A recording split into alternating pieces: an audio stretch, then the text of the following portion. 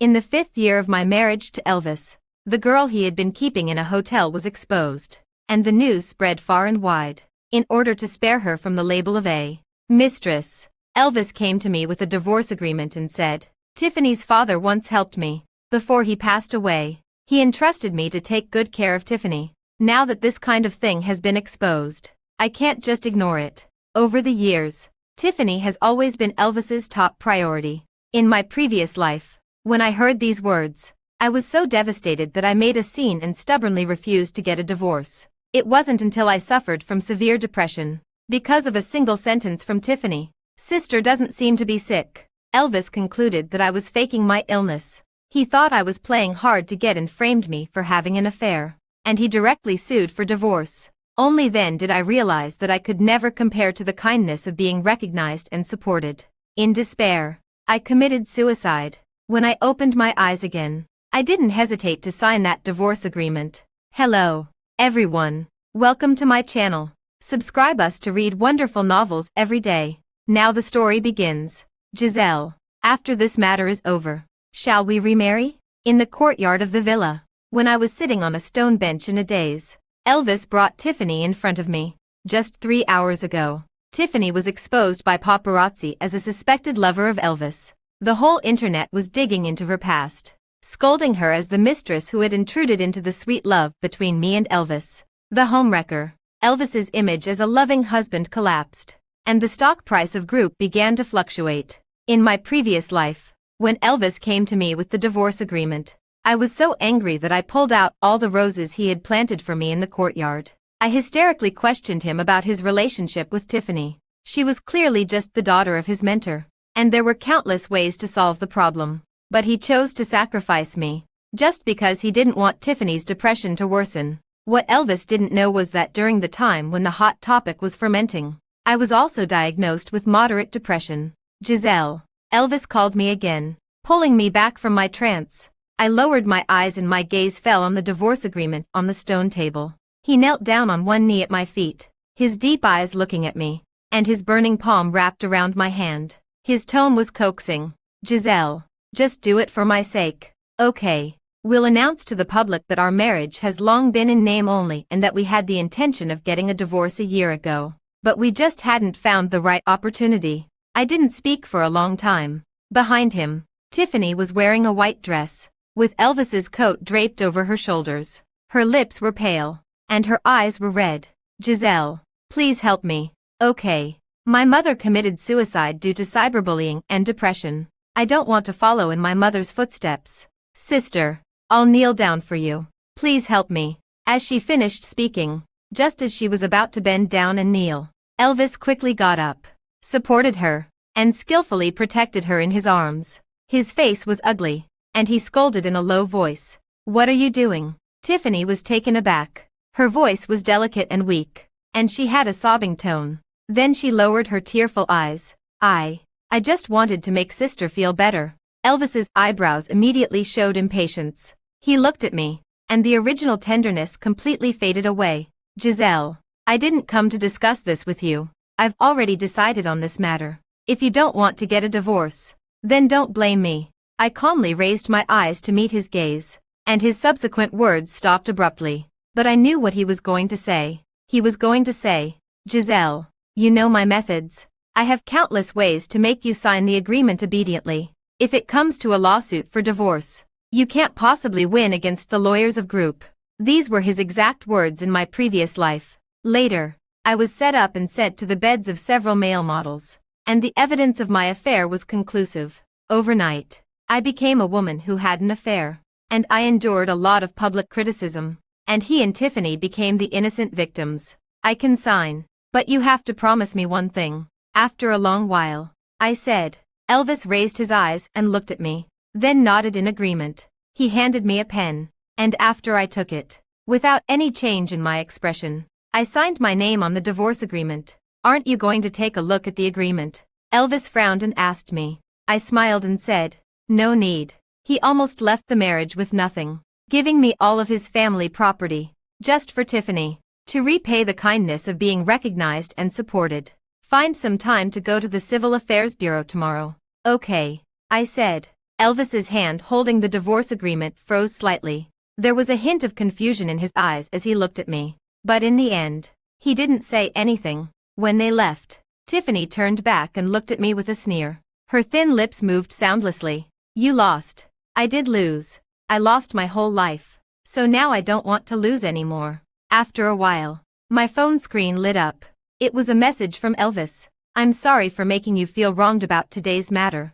Giselle, after this matter is over, I'll give you a grand wedding banquet again, and we'll remarry. I can't just watch Tiffany's depression worsen. You can understand me, right? Looking at these words, I couldn't help but laugh, with tears in the corners of my eyes. It was the same in my previous life. In order to force me to divorce, Elvis asked his friends to come up with a plan and got himself drunk. But he forgot that his friends were also my friends.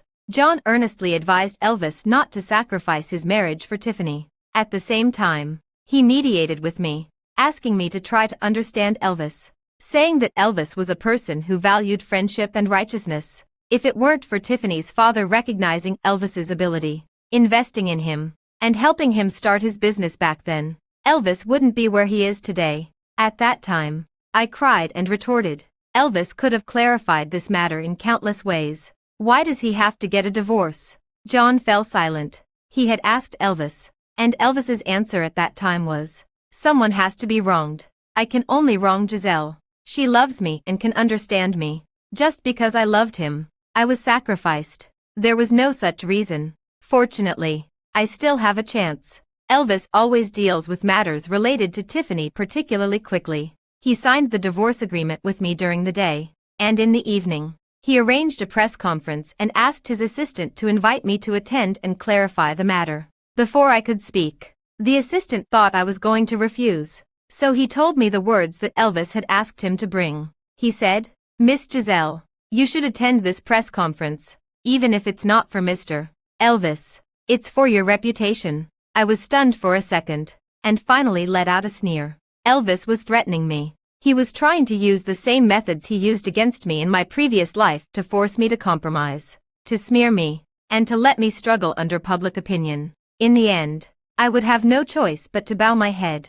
I've always wondered whether Elvis saw me as his wife or as his enemy. Now that he wants to publicly clarify our relationship, I'm no exception. The press conference was held in the Grand Hall of the most luxurious hotel in New York, and the journalists invited were all the most influential ones in the industry. When Tiffany, wearing a cheongsam, holding Elvis's arm and appeared side by side, the journalists swarmed up immediately. Elvis instinctively protected Tiffany behind him and smiled as he blocked the microphones for her. Wait a moment. I'll answer your questions one by one. Please make way for now. Okay. His voice was gentle. When he raised his head, he happened to meet me, who was also surrounded by journalists. When our eyes met, I actually vaguely expected that Elvis would also come to my rescue.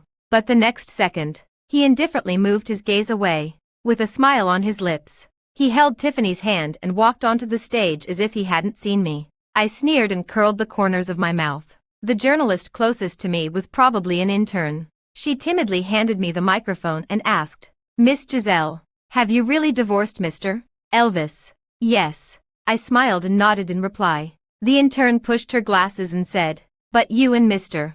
Elvis met in high school, dated for 7 years, and have been married for 5 years. Mr. Elvis even spent a fortune to buy an island last month and named it after you. I was still smiling, but the smile didn't reach my eyes. That's what he owes me. It was a gift to make up for missing my birthday while taking care of the sick Tiffany. In my previous life, I was even complacent about this matter. Later, I found out that this idea was suggested by John. The island was chosen by Elvis's assistant, and he didn't even know where the island was. Do you still love Mr. Elvis now? She looked at me nervously, and the journalists surrounding me also fell silent. Even Elvis on the stage looked at me. His eyebrows furrowed slightly. I just looked at him calmly and then smiled and said, No, I don't. I didn't stay until the end of the interview. After Elvis clarified that our marriage had been in name only for a year, I left the scene. Overnight, I became a second-hand item that Elvis didn't want, and Tiffany became the only innocent victim in this public opinion storm. The interview that day was pinned to the top of the social media platform for several days, and the topic's popularity didn't subside, especially the words Elvis said.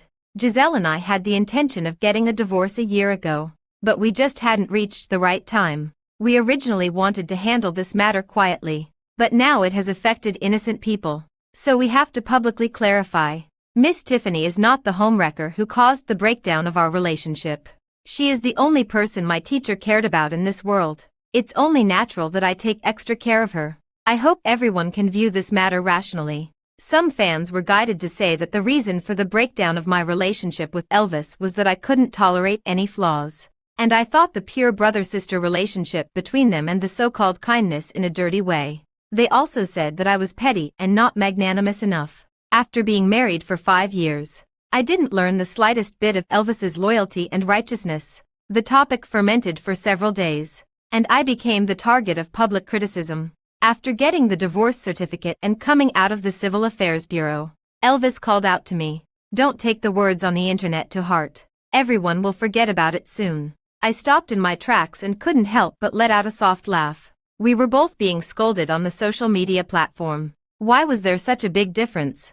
Giselle, the New Year's Day will be in 2 months, after the beginning of next year. Shall we remarry? He looked at me, just as he was about to approach me. I took a step back and calmly shifted my gaze to the journalists who were blocked by bodyguards not far away. Elvis seemed to realize something was wrong and stopped in his tracks. "Elvis, I'm going back to Hong Kong City. You really haven't been back for a long time. It's good to go back. When the New Year's Day comes, I'll go and pick you up and bring you back." "I'm not coming back." I calmly interrupted Elvis's words. His faint smile froze on his face, and there was a hint of confusion in his eyes again. I added, "When I agreed to sign the divorce agreement, you promised me one thing. Now it's time for you to fulfill it." Elvis stared at me blankly. When I was first reborn, it only took me a few seconds to digest my love and hate for Elvis. At the moment I saw the divorce agreement, I thought about going crazy and tearing it up, and having another quarrel with him.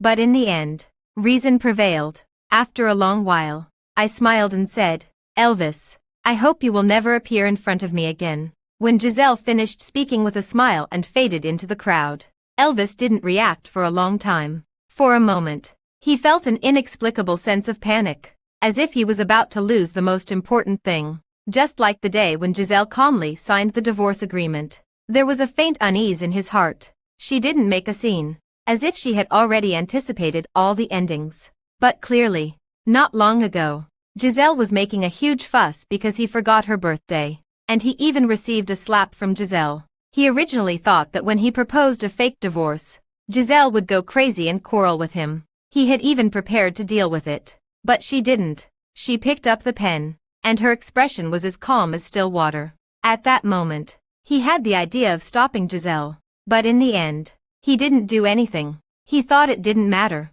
Giselle loved him very much, and they were just having a fake divorce. He would make it up to her later. But Tiffany was different. She couldn't be hurt because of him. If it weren't for Tiffany's father taking a fancy to his talent, risking being kicked out of the shareholders' meeting by the shareholders, deciding to invest in his project, and guiding him to grow and become a new upstart in New York, he wouldn't have achieved what he had today, and he wouldn't be worthy of Tiffany either. Before Tiffany's father passed away, he hoped that Elvis would protect Tiffany and ensure her well-being. Elvis didn't want to be a person who broke his promise. John once asked him, if one day, Tiffany and Giselle both fell off a cliff at the same time, who would you save? At that time, he laughed and thought this question was too unprofessional. He would save Tiffany, but he would die with Giselle. John laughed with him, but he asked himself, what if Giselle doesn't want to die? Elvis, you can't always wrong Giselle just because she likes you. If she can't feel your love, she will also be desperate. That day, he didn't take it seriously. He didn't even keep these words in mind. Unexpectedly, in the end, these words came true. At night, Elvis still went back to the villa. Since getting married to him, Giselle had been living in the villa on the mountainside. She was an outstanding painter. At the age of 10, she was crowned as a teenage genius painter with a landscape painting that was beyond the ordinary. Everyone thought that her attainments in traditional Chinese painting were extraordinary and that she would become a leading figure in this industry. And indeed she did. However, after marriage, Giselle's painting style changed and was no longer the same as before. Giselle's teacher had tried to guide her with great care, but the effect wasn't significant. Later, Giselle gave up painting and even resisted picking up a paintbrush. Elvis walked into Giselle's studio. When he saw the landscape painting on the easel, he couldn't help but be stunned for a moment. With just a few strokes, it was vividly depicted. When Nanny saw the light in the studio turn on and came over to see Elvis, she was slightly surprised and said, "Sir." Elvis looked up. "When did Madam paint this?" Nanny replied, "The day you came back with Miss Tien."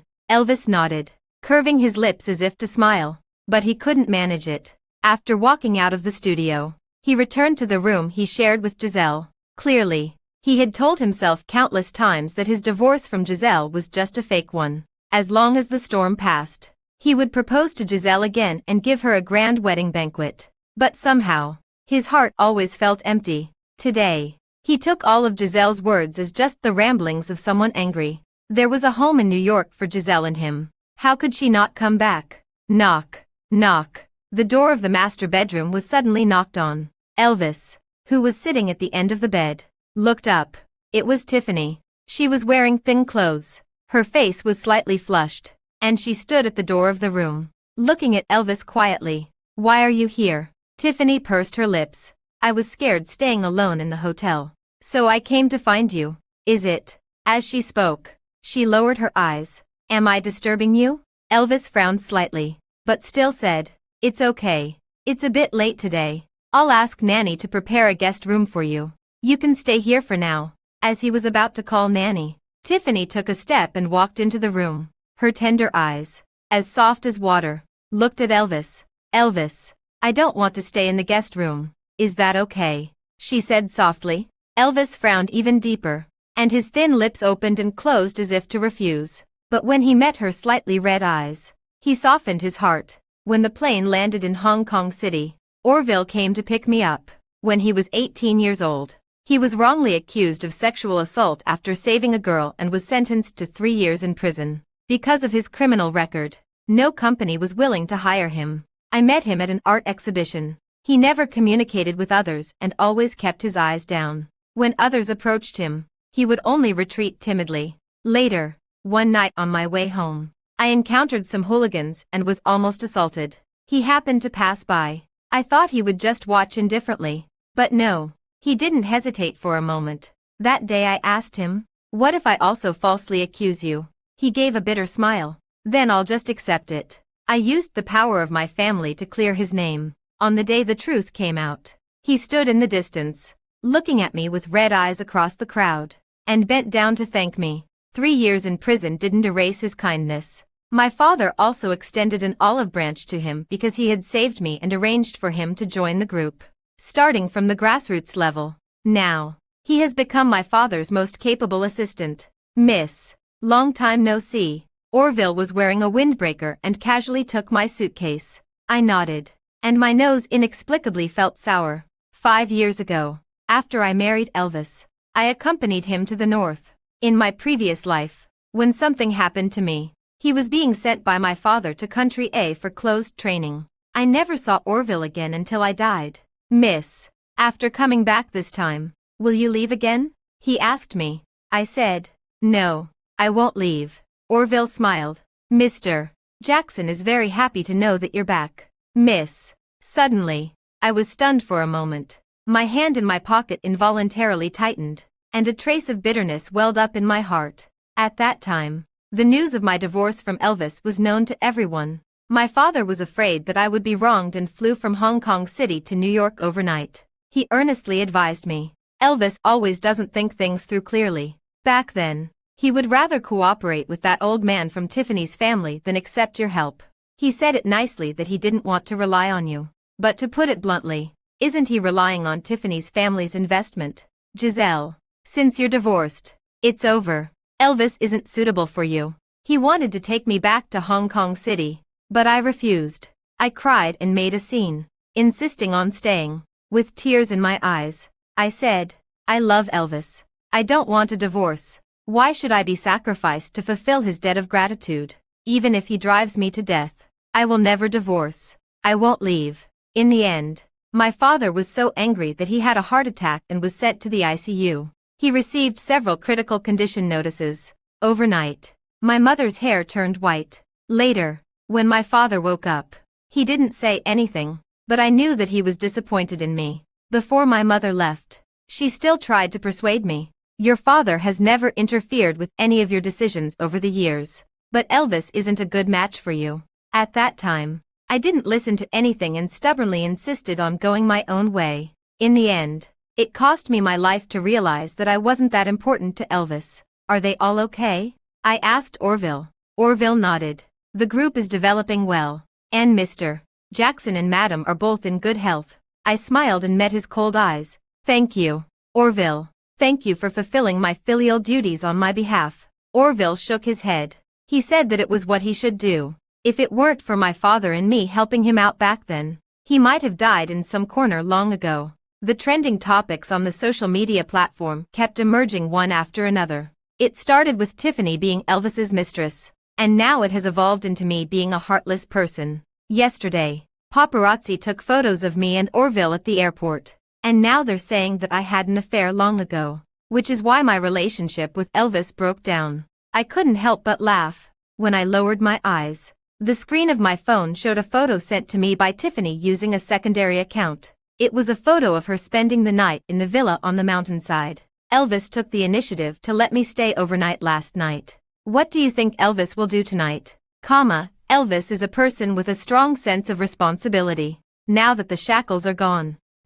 Giselle, your husband is mine now. She was trying to provoke me, but my heart was already calm and unperturbed. Orville poured a cup of tea and handed it to me. He glanced worriedly at the screen of my phone and said in a deep voice, "Miss, I will get back all the grievances you've suffered." I didn't answer his words. Instead, I asked, "I heard that my father introduced many socialites and young ladies to you, intending to help you start a family. Why did you refuse?" Orville seemed not to expect me to ask this question. He lowered his eyes and rubbed the rim of the teacup with his fingertips. After a long silence, I asked again, "Is it because of me?" He suddenly looked up.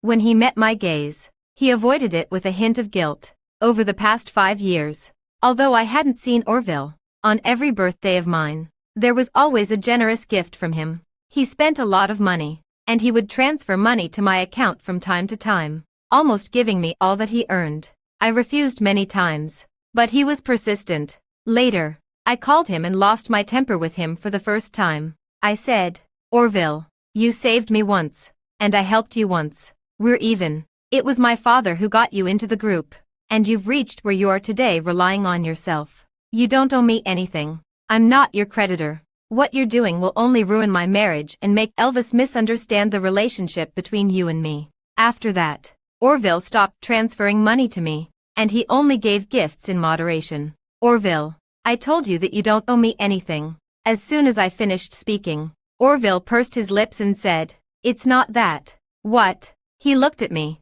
slightly curving his lips with a faint smile on his face and love in his eyes. "I like you, miss. I know there's a huge gap between me and you. I've never expected you to look back at me, but my heart belongs to you. I don't want to deceive myself, and I don't want to delay others." When Orville finished speaking, I raised my eyes and quietly looked at him. He was the same age as me, but he was much more mature than me. When I first saw him, he was timid and out of place. Now, he has become the pillar of the group and the person my father values the most. Last night, when I returned to the old house, my father and I had a long talk, discussing the future of the group and my future. Finally, he asked me 2 questions. The first one was, "Do you still like Elvis?"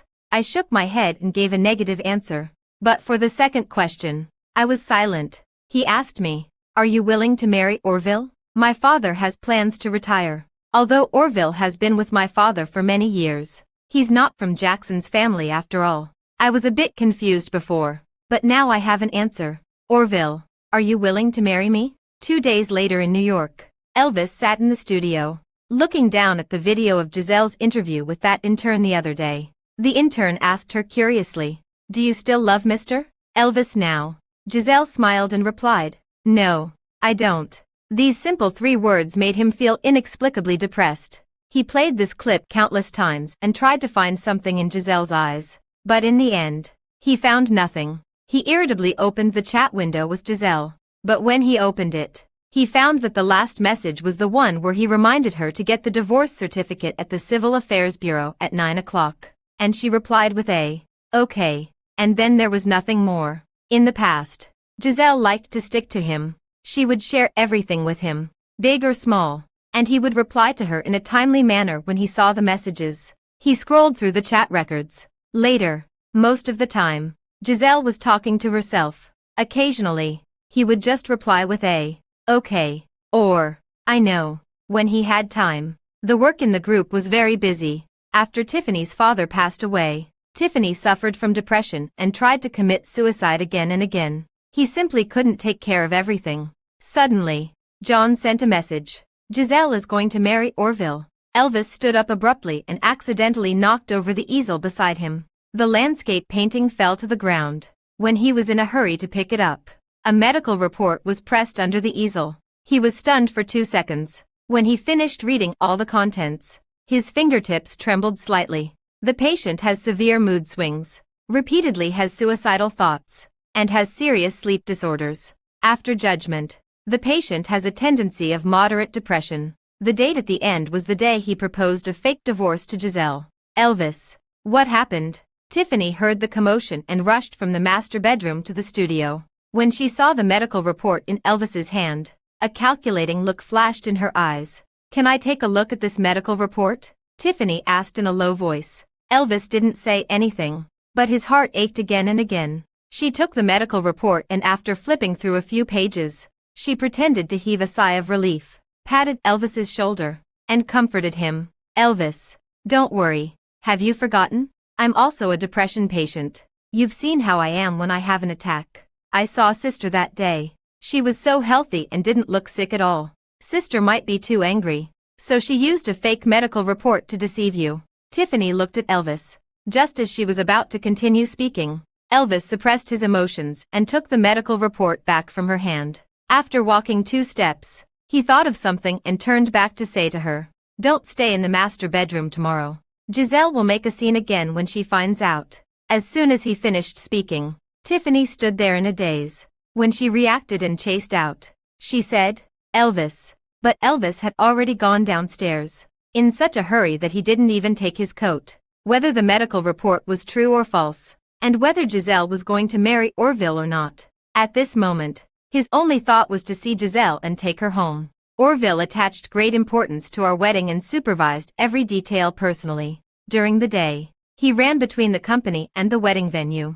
At night, he sat in the living room writing the invitations stroke by stroke. "Orville, you can just leave these things to the assistant to arrange. You're already tired from work, and there's no need to bother so much." I stood at the stairs holding a cup and said to Orville in the living room. He put down the pen, smiled at me, and said, "No matter what it is, I want to give you the best. Miss, I know that you might not have feelings for me in your heart, but you're the most important person to me." The moment I met his gaze, I was in a trance for a moment, and my heart moved for the first time in a long while. "Miss, you don't have to feel any burden. Just be a beautiful bride." Orville still smiled, and the emotions in his eyes as he looked at me were no longer hidden. In the end, I smiled and nodded. But I didn't expect that Elvis would find his way to Hong Kong City. Just as Orville and I came out after trying on the wedding dress, we saw Elvis standing under the camphor tree opposite. He was wearing a simple white shirt. His hair was messy. His face was slightly pale, and there was no light in his eyes. His gaze fell on the hands that Orville and I were holding together for a moment, and then he looked away. Elvis forced a smile and looked at me. "Giselle, I'm here to take you home. We don't have to wait until the beginning of next year. Let's go back and remarry now." "Okay." As soon as he finished speaking, he took a few steps towards us. Orville instinctively wanted to stand in front of me, but I stopped him. While adjusting his slightly crooked tie, I said softly, "You wait for me in the car first. I'll be back soon. Mom made your favorite food tonight. Let's go home together later." Orville looked down at me, the corners of his lips slightly raised, and he replied, "Okay." Finally, after giving Elvis a faint glance, he turned and walked towards the garage. At this time, Only Elvis and I were left on the roadside. He instinctively wanted to get closer to me, but I quietly took a few steps back and said softly, "Mr. Elvis, we'd better keep some distance. Otherwise, if the paparazzi take photos later, there will be rumors on the social media platform that I'm deliberately pestering my ex-husband. No matter when it is, people are always particularly harsh on women. The incident with Tiffany is a good example. Clearly, it was Elvis who didn't think things through from beginning to end. But in the end, it was said that I wasn't magnanimous enough. Giselle, Elvis's eyes dimmed, and the bitter smile didn't reach his eyes. I've already asked my assistant to deal with the matter on the platform. I'm sorry for making you feel wronged. I didn't know you had suffered so much distress. I didn't know. Elvis, you know it. I looked at him and said calmly, if he didn't know that public opinion could make people feel painful and depressed, he wouldn't have helped Tiffany at the cost of divorcing me. In my previous life, after I was framed for having affairs with several male models and was divorced from Elvis, I was completely disgraced. My career plummeted, and everyone was making fun of me. Some even came up to me and asked, Giselle, after what your ex-husband has done to you, how can you still have the nerve to live? If I were you, I would jump off the 18th floor. She used to be Mrs. Goo, but Elvis didn't care about her at all. Otherwise, how could he have pushed her to the brink like this? Later, I suffered from insomnia every night and sat by the French window looking at the lights of thousands of homes. I burned down the studio. And I also burned all the things that Elvis had given me. As if I could dig Elvis out of my heart in this way. I vented all my grievances about the unfairness. I hated why the young man who used to be full of me in his heart and eyes would push me to a dead end. In the end, I committed suicide by cutting my wrist. Even now, I still remember the feeling of the blood slowly draining from my body. Elvis opened his mouth to explain, but the words got stuck in his throat and he couldn't say them. In the end, he could only hang his head feebly. Giselle, I will make it up to you. I couldn't help but laugh. I had heard this sentence too many times. After Tiffany's father passed away, Elvis left on the night of his engagement banquet. He said, Giselle, something has happened to Tiffany, and I have to go and check on her. On the wedding day, Tiffany tried to commit suicide again. After he sent me back to the bridal chamber, he didn't come back all night. At that time, I wavered about whether to continue this relationship. But when I saw Elvis's tired appearance, I endured it. I loved Elvis, so I was willing to accompany him through all the hardships. Every time he broke an appointment, it would end up with the words, Giselle, I will make it up to you properly in the future. Elvis always thought that our lives were long, but he forgot that love would be consumed. In the previous life, in the end, I couldn't tell whether I loved Elvis or it was just an obsession. After a while, I sneered and said, Elvis, actually, I've asked for so little, but you still couldn't take care of me. I was also a precious child doted on by my parents. Why should I let you trample on me like this? So, let it go. As soon as I finished speaking, I retracted my gaze. When I turned sideways and was about to leave, Elvis grabbed my arm in a panic. His tall figure almost stumbled and fell, and his pale thin lips opened and closed. I don't agree. It can't just end like this. Giselle, you are my wife, and you can't leave me. His voice trembled at the end. I laughed, pulled my hand back, and said, we are already divorced. Elvis, you forced me to sign the divorce agreement, threatened me to attend the press conference to clarify, and even watched over me to get the divorce certificate at the Civil Affairs Bureau. You did all these things, and you can't deny it. Right, Elvis was at a loss for words. I was about to leave, when he tried to catch up with me again. I tilted my chin in the direction behind him. Mr. Elvis, actually, you and Miss Jen are quite a match. Elvis's face instantly lost its color. He arrived in Hong Kong City in the early morning, after his assistant found out Giselle's itinerary. He didn't rest for a moment and came to find her. But when he saw her wearing a wedding dress and laughing and playing with Orville, he gradually stopped in his tracks and just stood there under the camphor tree, staring blankly. He couldn't remember when it started, but he seemed to rarely see Giselle laughing so heartily. Every time they met, they would quarrel because of Tiffany. Gradually, he stopped going home often. Either he stayed at the company or he got drunk with John and the others and didn't come back all night. So at that moment, He clearly realized that the words Giselle said at the Civil Affairs Bureau that day came from the bottom of her heart. She didn't want him anymore. But he couldn't live without her. He stood outside the bridal shop for as long as the two inside were busy. He even thought about rushing in and beating Orville up, warning him, "Don't covet my wife." But in the end, he couldn't take that step. He was afraid that Tiffany would hate him. Elvis. Sister has been gone for a long time. Tiffany tugged at the corner of Elvis's clothes, pulling Elvis back from his trance. He lowered his eyes and looked at her, his voice a bit hoarse. "Why are you here?" I heard that sister is going to marry someone else. I was afraid you would be sad. So I came to see you," she said softly. Then, just as she was about to hug Elvis, Elvis frowned and reached out to press on Tiffany's shoulders. In an instant, her eyes became moist. "Elvis, sister doesn't want you. But I want you. Let's get married too." "Okay." Elvis had never refused any of her requests. She originally thought that after Giselle divorced him, she could smoothly take the position of Mrs. Goo. But at this moment, Elvis's face instantly turned cold. "Tiffany, do you know what you're saying?" "I know. Elvis, I like you." She confessed her feelings directly for the first time. Elvis gave a pale smile. And then he started crying while laughing. John had admonished him countless times. "Tiffany looks at you with ulterior motives. If you don't want your marriage to be ruined, I suggest you send her away." "Elvis, you're just too involved to see clearly Tiffany's feelings for you. Send Tiffany away. Don't let her destroy your marriage." But he never believed it even once. He really deserved it.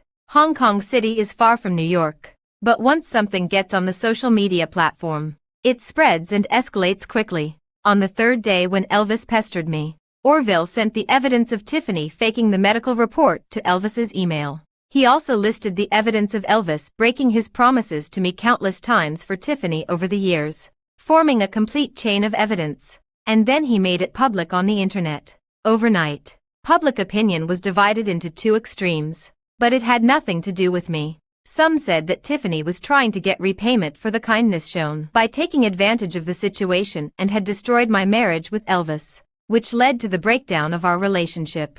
Others said that Elvis was being hypocritical. If he really wanted to repay the kindness of Tiffany's father in the past, couldn't he just pay back with money and resources? He had to bully his own wife and even pushed her to the point of being disheartened and getting a divorce. Elvis's reputation was damaged, and the group's stock price was in turmoil. Not long after, I also threw out the evidence that I accidentally found, showing that Tiffany had orchestrated everything herself, hired people to take photos of her and Elvis entering and leaving the hotel at the same time, and bought online trolls to scold herself as a mistress.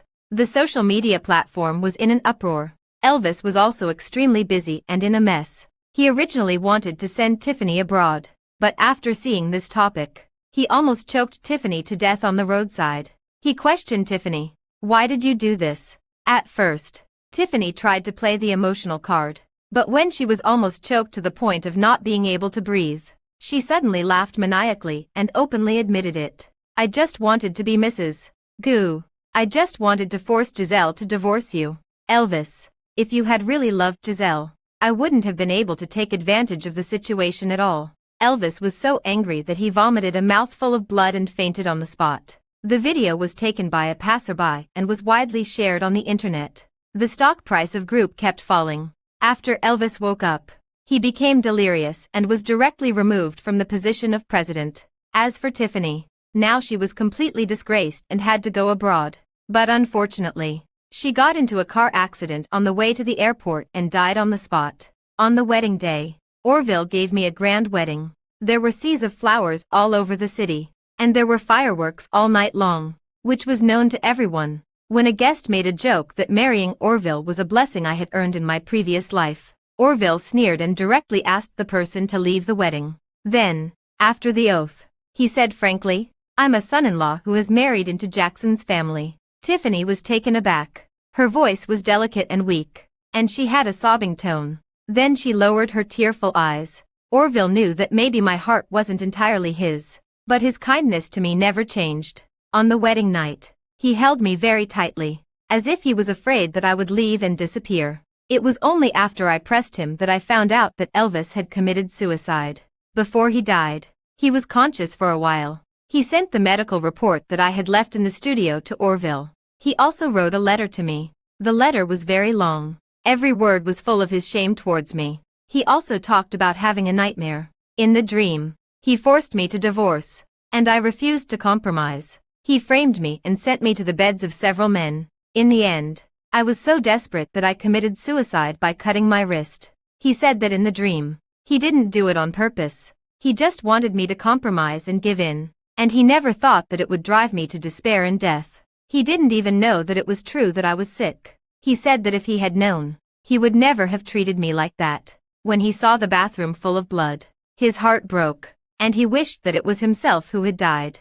At the end of the letter, there was a sentence: "Fortunately, what happened in the dream didn't come true." And there was also a sentence: "I'm sorry." I sneered and finally casually threw the letter into the trash can, along with that medical report. "Miss." Orville frowned slightly. I said softly, "The previous Giselle was sick. But I'm not the previous Giselle. After leaving him, I'm cured." After a long while, Orville smiled helplessly and dotingly. I looked at him and smiled too. "Fortunately, in this life, I haven't lost anything." The end.